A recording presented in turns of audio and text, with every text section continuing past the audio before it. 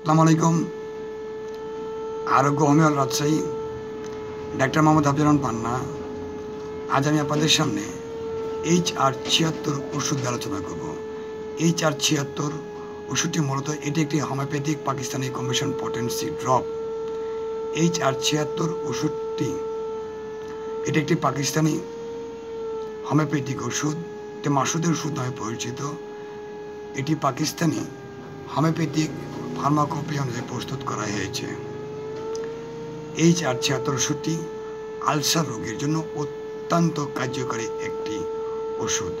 যেসব রোগী আলসার আক্রান্ত তাদের জন্য HR-76 ওষুধটি ব্যবহার করা হয়। আচ্ছা, HR ওষুধের কিছু ব্যবহার তুলে ধরার চেষ্টা করছি। ছোট এবং বড় অন্ত্রের প্রদাহ এবং আলসার চিকিৎসায় ব্যবহার করা হয়। যেমন HR-76 ছোট এবং বড় অন্ত্রের আলসারের জন্য ব্যবহৃত হয়ে থাকে। আচ্ছা, HR-76 ওষুধটি বড় এবং ছোট অন্ত্রের প্রদাহের লক্ষণ। আচ্ছা, পেট ফাঁপা এবং জ্বরের জন্য এটি অত্যন্ত কার্যকর। সংক্রমণের কারণে রক্তাক্ত ডায়রিয়ায় ব্যবহার করা হয়। প্রদাহের কারণে আরও ওজন হ্রাস এবং কলিক ব্যথা হ্রাস করে। আচ্ছা, বমি ভাব এবং টক ক্ষরণের সহায়ক হিসেবে কাজ করে। আচ্ছা, এবার আপনাদের সামনে ছোট অন্ত্রের আলসার নিয়ে কিছু আলোচনা করি। ছোট অন্ত্রের আলসার আসলে কি? উপরে ছোট অন্ত্রের আলসার হলো একটি কাঁচা জায়গা যা অন্ত্রের অংশে আবরণে ঘা, যা আপনার পাকস্থলীর সাথে সংযোগ করে থাকে। এই ধরনের আলসারকে ডিওডিনাল বা পেপটিক আলসার বলে। সাধারণত অন্ত্রের আস্তরণ ও পেটের অ্যাসিড এবং পাচক রস দ্বারা অন্ত্রকে আঘাত করা থেকে রক্ষা করে। এই প্রতিরক্ষামূলক স্তর ভেঙে গেলে পাকস্থলীর অ্যাসিড অন্ত্রের দেওয়ালে ক্ষতি করে। এখান থেকেই আলসার সৃষ্টি হতে পারে। এগুলো আলসার হওয়ার কারণ এবং ছোট অন্ত্রের আলসার। আচ্ছা, অন্ত্রের আলসারের কারণ নিয়ে আমরা আপনাদেরকে আলোচনা করছি। ছোট অন্ত্রের আলসারের সবচেয়ে সাধারণ লক্ষণগুলি হচ্ছে যেমন সিগারেট খাওয়া বা তামাক চিবানো, কফি এবং কোকোলা পান করা, উচ্চ অ্যাসিড যুক্ত খাবার খাওয়া, মশলাযুক্ত খাবার খাওয়া, মদ্যপান, মানসিক চাপ ইত্যাদি কারণে অন্ত্রে আলসার হতে পারে। কিংবা এইসব কারণগুলো থেকে দূরে থাকলে অন্ত্রে আলসার হবে না। ছোট অন্ত্রে আলসারের লক্ষণ আলোচনা করব আপনাদের সামনে। পেটের উপরে অংশে জ্বলন্ত ব্যথা এবং নিস্তেজ ব্যথা করে, ক্ষুধা মান্দা, মুখে রুচি থাকে না। আচ্ছা, ফোলা।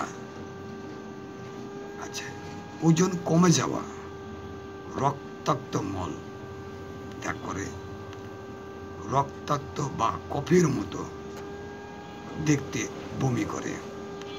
অন্ত্রের বড় অন্ত্রে আলসার, আলসারেটিভ ও কোলাটিক্স সাধারণ দীর্ঘস্থায়ী বা দীর্ঘমেয়াদী রোগ যা বৃহৎ অন্ত্রের প্রদাহ সৃষ্টি করে। এটি একটি প্রদাহজনক অন্ত্রের রোগ যা ক্রোনাস ডিজিজের সাথে এর কিছুটা মিল রয়েছে। আলসারেটিভ কোলাইটিসে কোলেন স্ফীত হয়। গুরুতর ক্ষেত্রে কোলেনের আস্তরণের আলসার সৃষ্টি হয়। আলসার থেকে কখনো রক্তপাত এবং পুজ ও সোমলা সৃষ্টি করে। আচ্ছা, বড় অন্ত্রের কারণ পরিবেশগত, জেনেটিক কারণ, লিনোটিক অ্যাসিড বেশি গ্রহণ, রোগ প্রতিরোধ ব্যবস্থাপনা ইত্যাদি। বড় অন্ত্রের আলসারের সবচেয়ে সাধারণ লক্ষণ: পেট ব্যথা করবে, সোমলা সহ রক্তাক্ত ডায়রিয়া, ওজন কমে যাওয়া, ক্ষুধা মান্দা ও মুখে রুচি না থাকা, রক্তশূন্যতা এবং রক্ত স্বল্পতা, উচ্চ তাপমাত্রা ইত্যাদি। আচ্ছা, এবার আপনাদের সামনে বড় আলসারি ইঙ্গিত নিয়ে কিছু আলোচনা করি। বড় এবং ছোট অন্ত্রের প্রদাহ আলসার আজ খুব সাধারণ ব্যাপার। HR-76 পেপটিক আলসার রক্তাক্ত ডায়রিয়া এবং দীর্ঘস্থায়ী এবং তীব্র পেটের প্রদাহ, ডায়রিয়া, ক্ষুধার অভাব, মলদ্বার থেকে রক্তপাত, জ্বর, পেটে ব্যথা, রক্ত স্বল্পতা, অম্বল, বমি বমি ভাব এবং বমি, হালকা পেটের অস্বস্তি ইত্যাদি লক্ষণগুলির মধ্যে সেরা ফলাফল দেখা দিয়েছে। গ্যাস্ট্রিসিস, ক্লান্তি, গ্যাসের সমস্যা, HR-76 হজম ফ্যাশন সমর্থন করার জন্য এটি চমৎকার একটি প্রাকৃতিক ও অন্যান্য সমন্বয়। আচ্ছা, এই গেল বড় অন্ত্রের আলোচনা।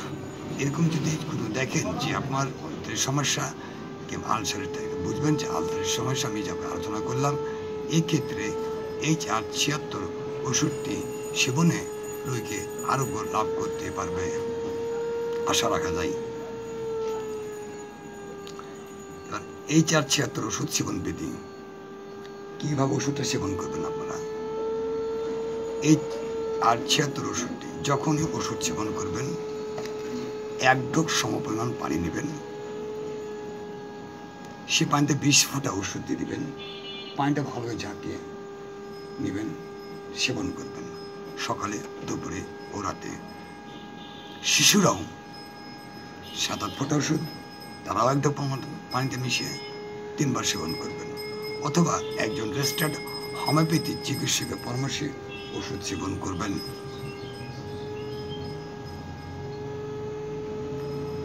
আচ্ছা, বর্তমানে আমাদের দেশে বহু মানুষ সবাই ডায়াবেটিস, প্রেশার ইত্যাদিতে আক্রান্ত। সেক্ষেত্রে আপনার অনেকে অ্যালোপ্যাথি ওষুধ সেবন করেন। আমি বলবো অ্যালোপ্যাথি, হোমিওপ্যাথি ওষুধ দুটোই সেবন করুন, তবে আধা ঘন্টা অন্তপক্ষে ব্যবধানে সেবন করবেন। এতে কারো কোনো পার্শ্ব প্রতিক্রিয়া দেখা দিবে না।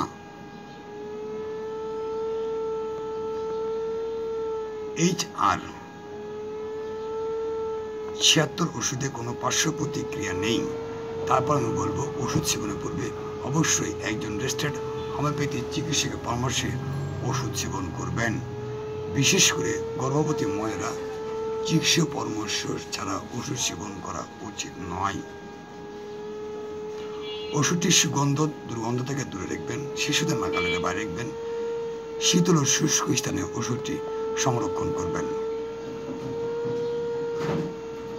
আমার একটা ওয়েবসাইট আছে, আরোগ্য, www.arogyohomeohall.xyz। আমি আবার বলছি www.arogyohomeohall.xyz। লগ ইন করে আরও বিস্তারিত জানতে পারবেন।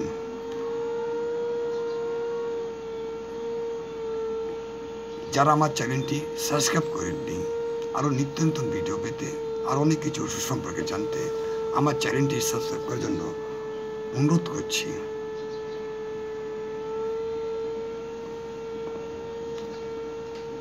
আমার চ্যানেলটি কে কোন জেলা থেকে দেখছেন লাইক কমেন্ট করে জানিয়ে দিন। একটা কথা বলে রাখি, যেসব মানুষ বন্ধা বহু চিকিৎসা নিয়েছেন দেশে এবং দেশের বাইরে, বাচ্চা হয়নি, তারা হতাশার মধ্যে আছেন যে আর কোনদিনই বাচ্চা হবে না। ওষুধ খেয়ে ছেড়ে দিয়েছেন, ওষুধ খেয়ে লাভ কি হবে, দেশের বাইরে যাই তো সমাধান হবে না। আমি তাদেরকে বলছি আল্লাহ উপরে ভরসা রাখেন, আরোগ্যময় আসেন, চিকিৎসা নিন, অবশ্যই এটি সম্ভব।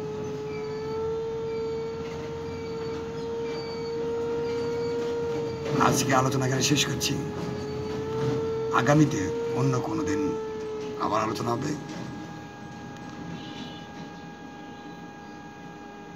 ভিডিও নিচে আমার ওয়েবসাইটে লিঙ্ক দিয়ে দেব, সেখানে সব কিছু আপনারা নাম ঠিকানা পাবেন। এখান থেকে আজকে বিদায় নিচ্ছি, এই পর্যন্ত শেষ। সবাই ভালো থাকেন। আসসালামু আলাইকুম।